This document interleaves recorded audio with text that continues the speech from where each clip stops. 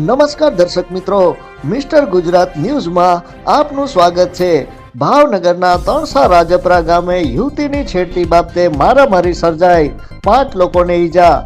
બનાવ અંગેની મળતી માહિતી અનુસાર તળાજા નજીક આવેલા તણસા રાજપરા ગામે ગોપાલ અને રાહુલ નામના 2 ઈસમો દ્વારા છેલ્લા ઘણા સમયથી ભોગ બનનારના ઘર પાસે આવી જોરશોરથી બાઇકના હોર્ન વગાડી તેમજ યુવતીની છેડતી કરવામાં આવતી હોય, જેને ઠપકો આપવામાં આવતા મારામારી સર્જાઈ હતી, જેમાં ધોકા, પાઇપ જેવા હથિયારો વડે આ ઈસમો દ્વારા હુમલો કરતા 5 લોકોને ઈજા પહોંચી હતી, જે તમામને સારવાર માટે ભાવનગરની સર્ટી હોસ્પિટલ લાવવામાં આવ્યા હતા।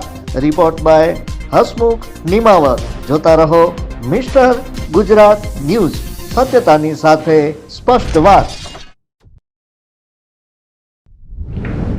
મારું નામ છે ડાજી નિલેશભાઈ પોપટભાઈ। નિલેશભાઈ, ક્યાં રહ્યો તમે? તણસા રાજપરા। શું બનાવ બન્યો હતો? એમાં એવું છે સાહેબ, 2 દિવસથી 2 વ્યક્તિ આવે છે અને ઘરે હેરાન કરે છે। આગળિયા ખકડાવે ને ગાડી એવી વોર્ન મારે અને ગાડી ફૂલ કરે અને રેસ આપે અને ખોટી રીતે હેરાન કરે છે।